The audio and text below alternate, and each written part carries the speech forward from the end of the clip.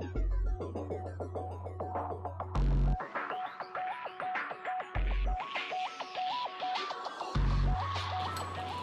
evening, viewers, and thanks for joining us on Hotspot for another Thursday evening. Thank you, Cecil, for joining us. Thank you, Marie. It's good to be back on the show. Yep, we're down here at the Tararama Leisure Centre. This is the aquatic centre that will be the venue for the 2015 Pacific Games, Cecil. Yes, they've started the redevelopment program. They're breaking down the TLC so it don't include Pool. It's sad to see it go. You know, it's been such an icon here in Port Moresby, but you know, we've got to make way for progress. So. Since the last games that was held here. Yeah, 1991, all those years ago. Yeah. All right, we'll go through the highlights for the groundbreaking ceremony right now.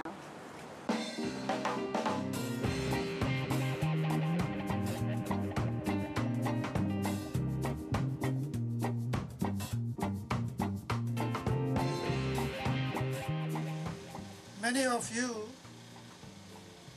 might not be aware, but some of you would be, because 12 months ago when we were here, we did raise some concerns of the Games Council as to how PNG, PGA and the Games Organizing Committee were lagging behind in their plan to prepare for the hosting of the 2015 Games. And we did come back in April with the whole executive board, and in that space of 3 or 4 months that we had given to PNG, PGA, we're quite surprised as a board to see the amount of progress that had been made at that time. But today, let me say that I'm even more surprised with the progress that you have made in the last 10 months since our last visit. It is still very much recognized that we have lost considerable time in our preparations for 2015, but it gives us a lot of confidence that with the activities that is taking place on the ground at the present time, particularly in terms of preparation, planning and preparation, and in the delivery process, we are more than confident that barring any natural disasters or happenings that may happen which may be out of our control, we firmly believe that you will, PNG, the Games Authority, the Organising Committee and the PGA of Papua New Guinea will deliver an excellent game in 2015.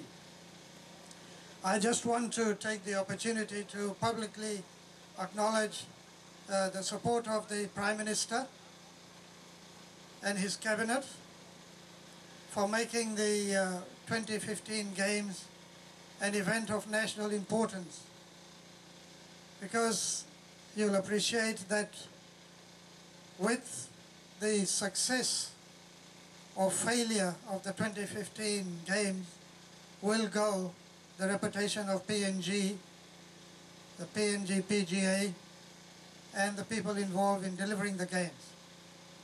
And therefore we are at the Council very much encouraged with the support of the Prime Minister and his Cabinet. I also wish to publicly thank the Honourable Minister for Sport and the Minister for Pacific Games, Justin. Yeah. I want to thank you personally for the initiative and the drive that you have brought to your portfolio, and the support you're giving to my good friend Costas and his committee and the Games Organising Committee to make sure that come 2015, when the flag comes down and the flame is distinguished, people will only talk about the successful 2015 Games.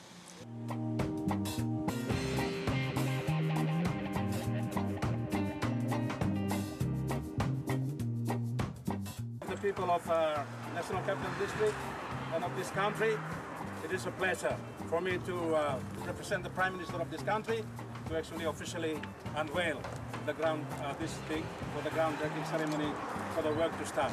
Good luck. Hooray! Go, Gov! Come on, Gov!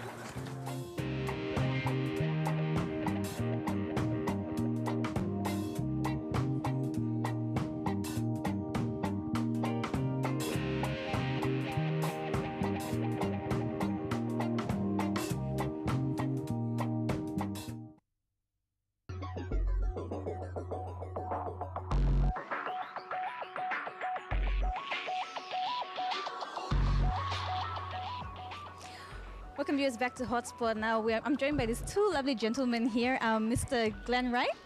Thank you for joining us this evening. Thank you. And our very own Simon Kerr. Thank you. Okay, we'll start with our visit. Would you like to explain to our viewers your visit here to the country? Yes, so I'm here for a number of reasons. It's the first of our two visits to Papua New Guinea this year.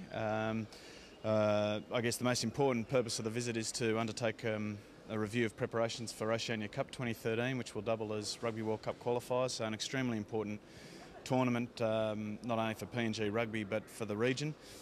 The winner of Oceania Cup going on to take on Fiji for a direct qualification spot at Rugby World Cup 2015. So that's probably the most important aspect of the visit. And the second purpose really of the visit is to sit down and go through the operational and strategic plans of the PNG RFU. We're very pleased with the progress that PNG Rugby have made, particularly in the last 2 years, and particularly off the field. A lot of changes in the governance and administration structures, which has resulted in, I guess, an increased level of faith of the IRB and FORU in PNG Rugby. As a result, we've significantly increased our grants to the Rugby Union and invested one of 3 countries to receive funding through the Pacific and Union program. So that's a reflection of the status with which and the importance that we hold PNG Rugby in and the progress that they've made. So we're here to make sure that that progress continues, that they remain on track to achieve their goals and objectives which are stated in their strategic plan and their operations plan, and to provide assistance where we can to make sure that that they achieve those goals. We have very lofty expectations of PNG Rugby, particularly in men's and women's sevens, where they're on the international stage. At the Oceania Sevens, they've shown just how close they are to breaking onto the Sevens World Series. I want them to be the next team to get on there. I think they can do that in a relatively short period of time, but we need to make sure that the high performance structures and the development programs underpinning that facilitate that, and that's really part of the purpose of this visit. This obviously isn't the first time PNG has hosted an international tournament.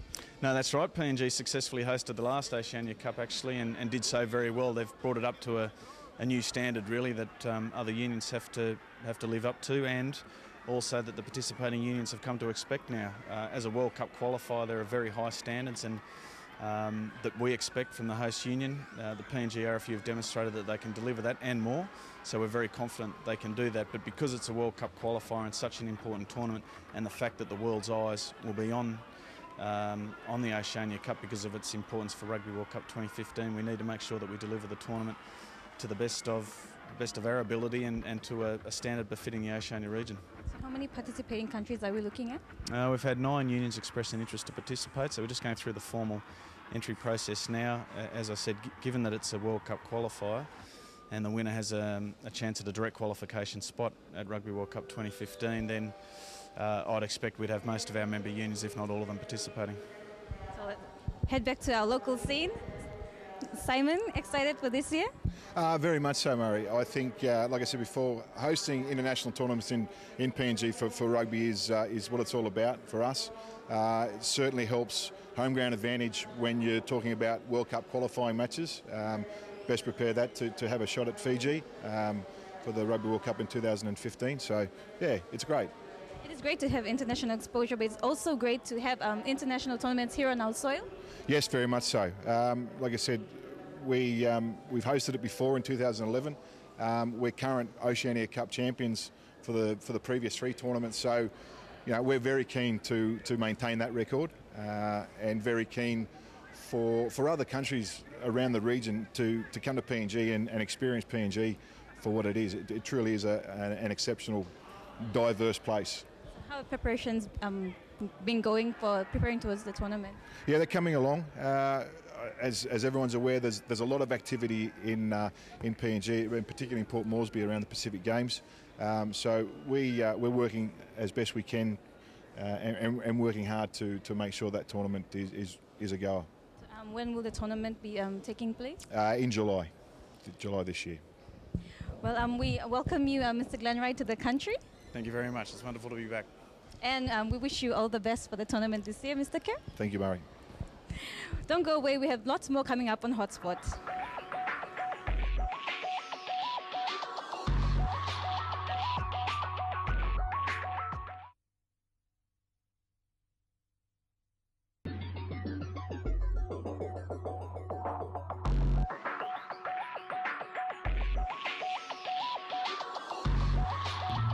Welcome back, viewers, and thanks for staying with us on Hotspot. Now we have the pleasure of speaking to Julia Lekamaliaki once again. Julian, how have you been? I've been good. So much happening, but I yeah, know. all's good.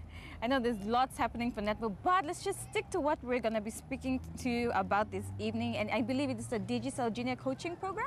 Yes, we're about to roll that program out in a number of locations, but this weekend it's going to be rolled out in Alotau in the Milne Bay Province, Kokopo in East New Britain, and Lae in the Morobe Province. All right, so just tell us a bit about this coaching program. Basically, it's really we're trying to see what the aspirations of our young netballers are, and we thought that this would be a good initiative to start that process with developing it further into a schools program. But the interest so far has been good. We are sending out coaching personnel to these 3 locations where they will teach the fundamentals and basics of netball, and so far the interest has been huge, and we are in awe of the the feedback that we've received so far.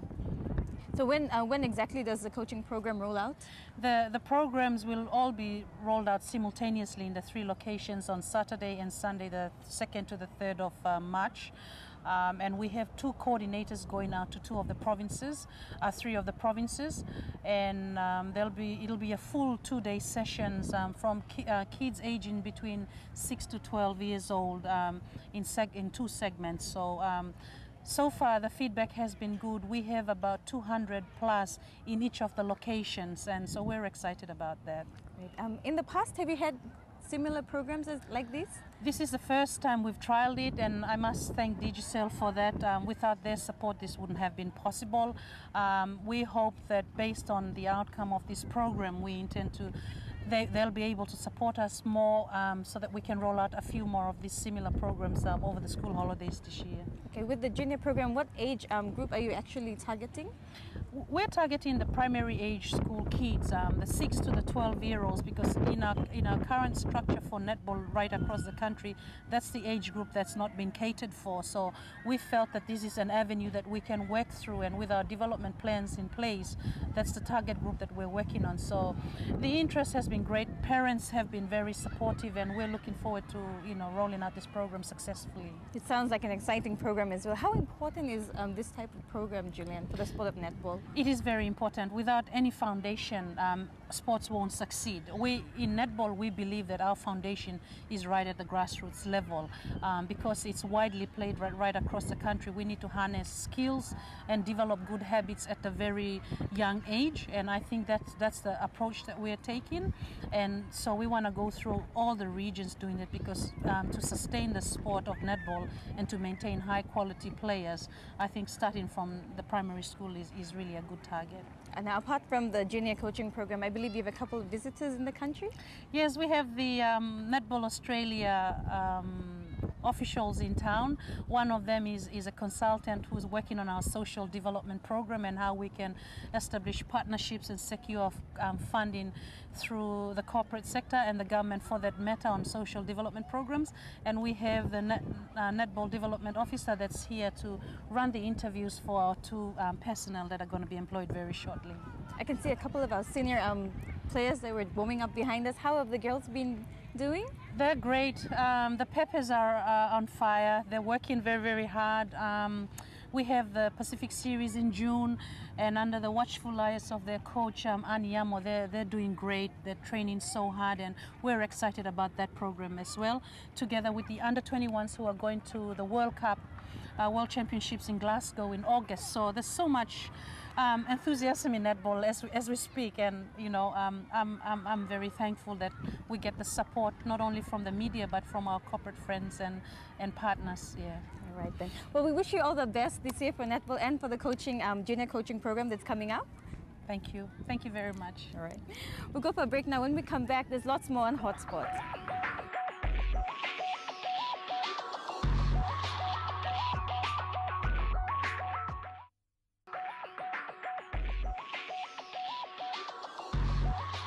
Welcome back, and that just about brings this episode of Hotspot to a close. But before we go, here's a quick look at this weekend's draw.